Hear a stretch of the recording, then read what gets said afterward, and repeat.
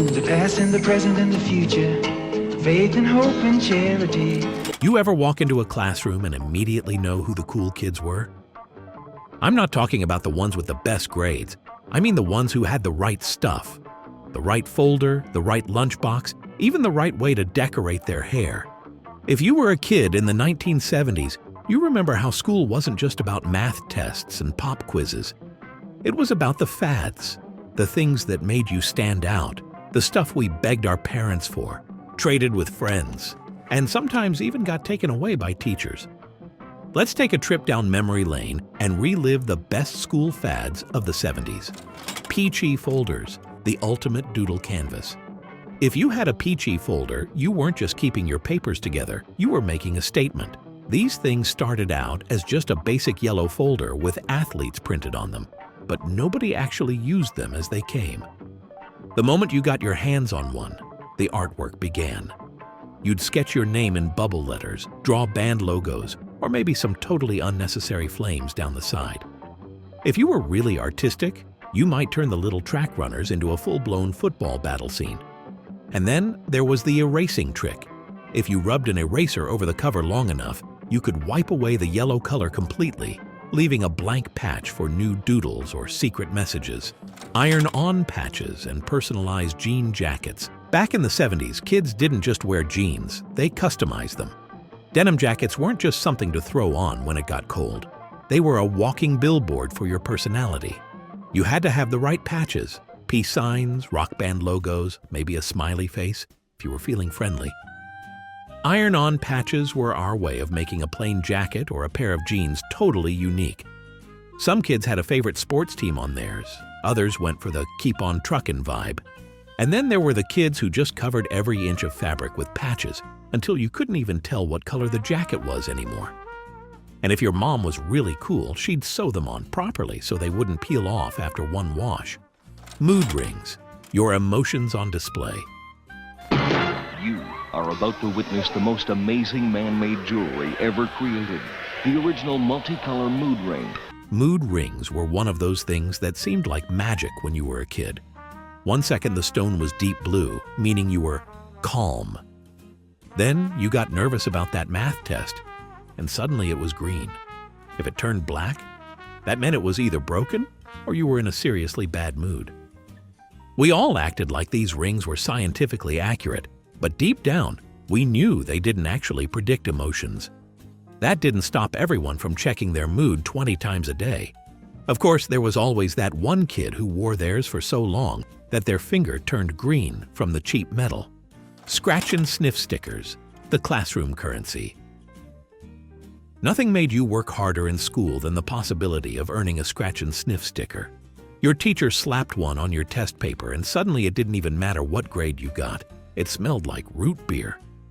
There were some stickers that smelled amazing, like bubble gum and chocolate. But then there were the weird ones. Pickle? Skunk? Who in the world wanted a skunk-scented sticker? And yet we still had to scratch it just to see if it was as bad as people said. The Holy Grail was collecting an entire sticker book full of them. If you had a rare scent that nobody else did, you had some serious playground bragging rights. Wooden flip-flop pencil cases. Before school supplies were all plastic, we had wooden sliding pencil cases. They had secret compartments that made you feel like you were hiding something important, even if it was just an eraser and a few broken pencils. They were sturdy, too. You could drop one and it wouldn't crack. But the best part? The satisfying thunk they made when you slid them open and shut. Of course, some kids took that as an invitation to slide them over and over until the teacher finally lost their patience. Metal lunchboxes, the holy grail of cool. If you walked into the cafeteria in the 1970s, you could tell everything you needed to know about a kid just by looking at their lunchbox. The best ones had TV show characters on them.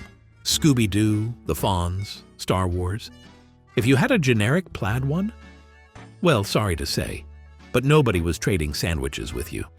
Every lunchbox had a matching thermos inside, which was great, unless your mom packed soup in it and you opened it up to find that the lid had leaked all over your sandwich.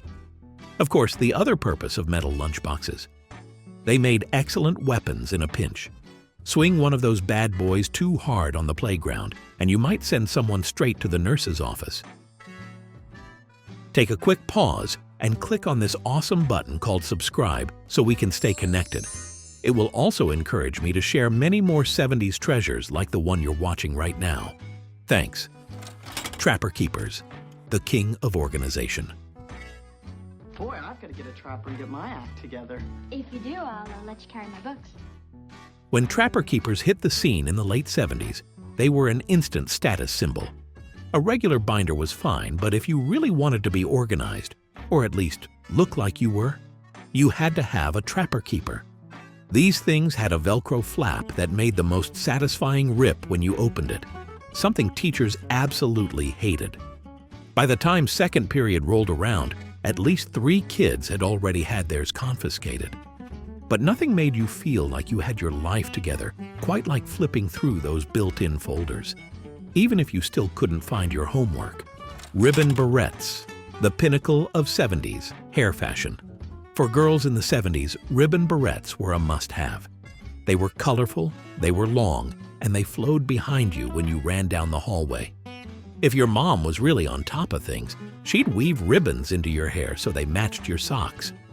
And if you were a guy with a little sister, you probably got tricked into wearing one at least once just to see how it looked.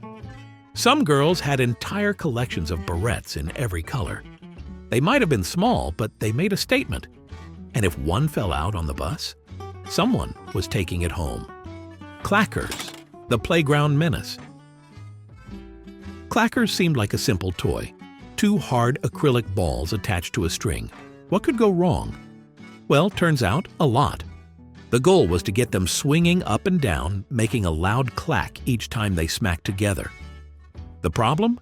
If you lost control, those things could whip around and crack you right in the wrist. Some kids got so good at them that they could keep them going forever. Others? Well, let's just say some clackers ended up confiscated before recess even started. Pop beads, jewelry that snapped together. Before friendship bracelets became a thing, we had pop beads. These were little plastic beads that snapped together to make necklaces and bracelets, and every girl in school seemed to have them. The best part? You could pop them apart and reassemble them into different color combos. Of course, they weren't just for fashion. If you were bored in class, you'd sit there popping them together and pulling them apart until your teacher gave you the look. And if you had an older sibling who didn't like your pop beads, you could bet they'd sneak one off your necklace and fling it across the room when you weren't looking. Looking back, school in the 70s was about way more than just learning. It was about the stuff we carried, the things we wore, and the little trends that made each day a little more interesting. Which of these fads do you remember, or did I miss one? Drop a comment below, and don't forget to subscribe for more blasts from the past.